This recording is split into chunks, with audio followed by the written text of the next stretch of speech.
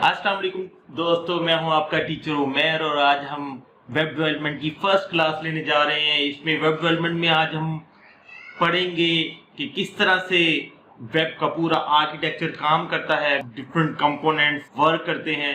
Component से मुराद ये नहीं कि उसके टूल्स हैं या उसकी एपीआईज हैं, वो हम बाद में डिस्कस करेंगे, लेकिन हम डिस्कस करेंगे कि किस तरह से वेब ऑनलाइन लाखों करोड़ों लोगों को सर्व करती है। तो आइए चलते हैं दोस्तों स्क्रीन की तरफ और देखते हैं कि वहाँ पे क्या हो रहा है। जी तो दोस्तों, हम आ चुके हैं कंप्यूटर स्क्रीन की तरफ।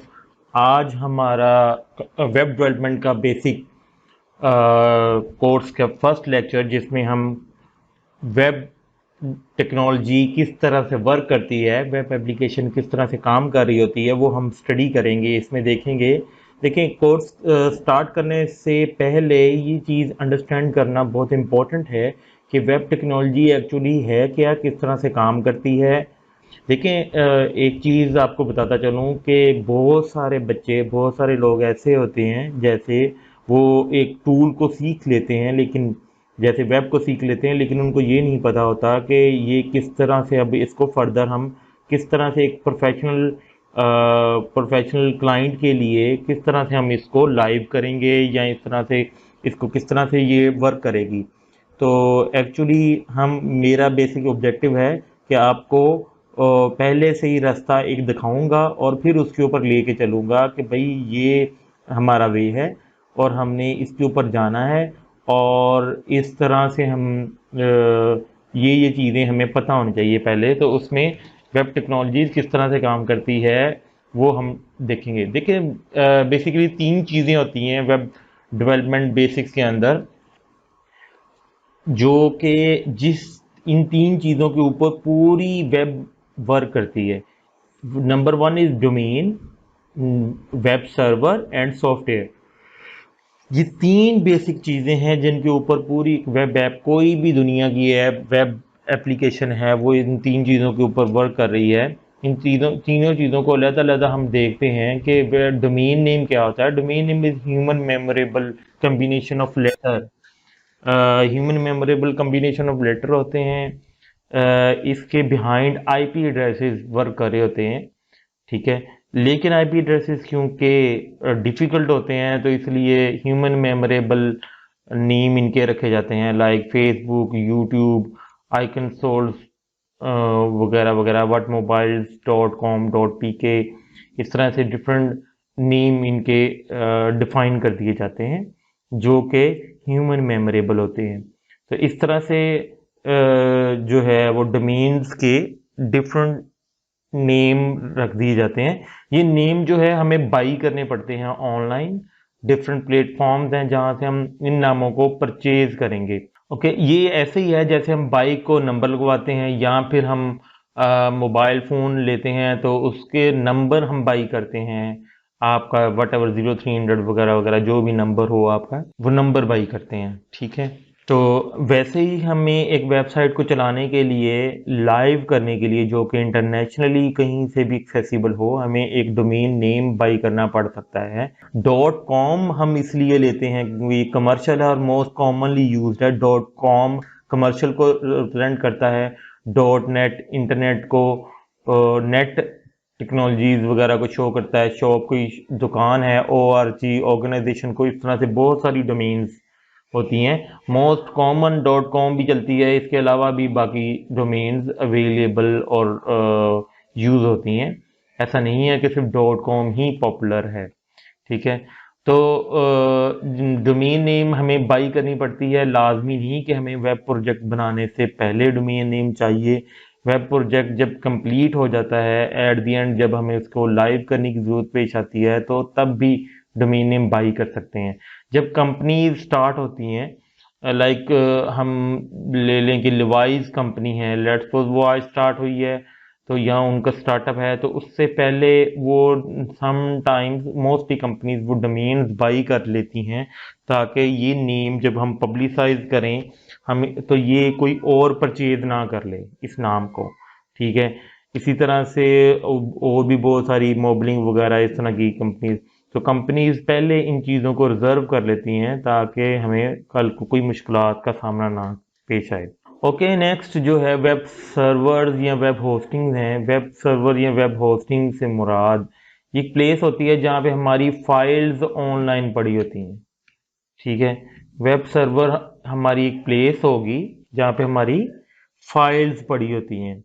अच्छा जी, ये फाइल्स जो है वो इमेजेस हो सकती हैं हम जो कि हम लाइव करते हैं। जब एक वेबसाइट, मैं आगे सॉफ्टवेयर की तरफ जाता हूँ लेकिन उससे पहले हम बात करेंगे इसी के बारे में सॉफ्टवेयर को अंडरस्टैंड करने के लिए कि हमारी जो वेब की फाइल्स होती हैं वो फाइल्स और इमेजेस वगैरह उनकी कोई स्पेस होती है। तो ऐसा नहीं होता कि ये हवा में कहीं पड़ी हुई हैं, ये एक्चुअली वेब सर्वर्स के ऊपर पोर्ट हुई होती हैं, पड़ी होती हैं। जब हम एक पिक्चर किसी फाइल पे फेसबुक पे अपलोड करते हैं तो वो किसी ना किसी सर्वर पे जाकर स्टोर होती है।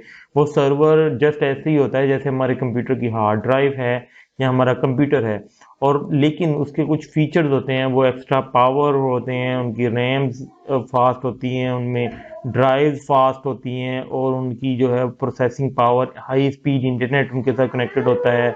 बहुत सारी कंपनीज हैं जो ये सर्विसेज प्रोवाइड कर रही हैं वेब होस्टिंग की, जिनमें most popular GoDaddy, Just Host, Bluehost, HostGator, Springer और बहुत सारी कंपनीज हैं जो कि ये देती हैं, फैसिलिटीज़ देती हैं, और इनको ये बहुत चीप हैं।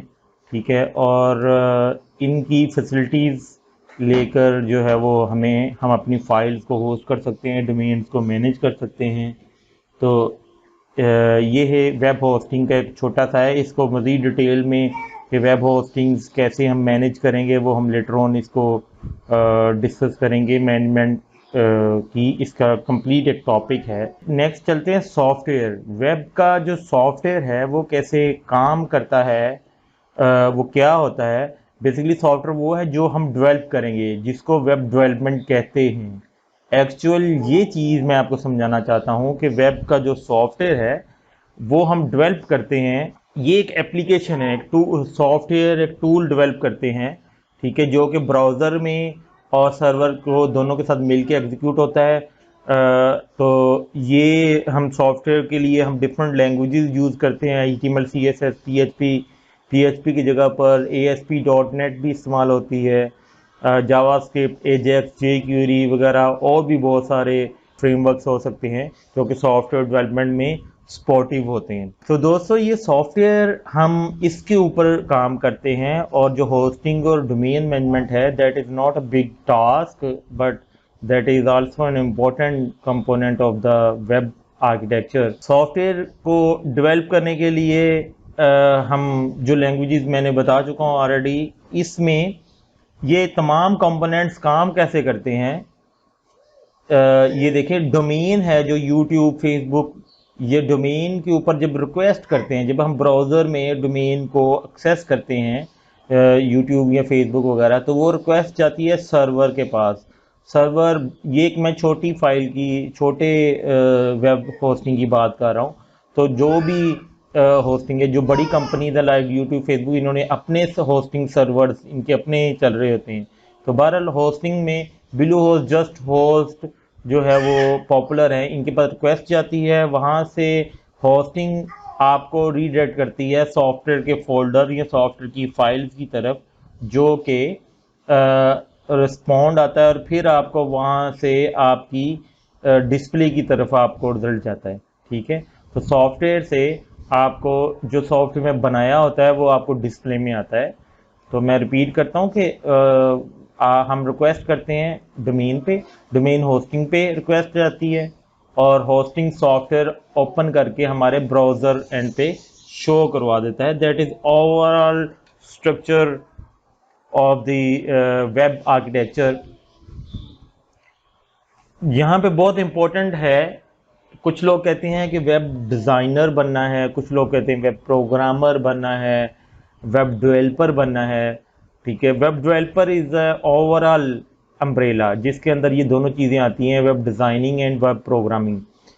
वेब डिज़ाइनिंग में HTML, CSS, bootstrap, JavaScript, jQuery वगैरह ये डिज़ाइनिंग के पर्सपेक्टिव में जो कि इंटरफेस डेवलप करने के मायनों में आता है, ठीक है। और वेब प्रोग्रामिंग इंटरफेस में फंक्शनलिटीज़ क्रिएट करने को वेब प्रोग्रामिंग कहते हैं।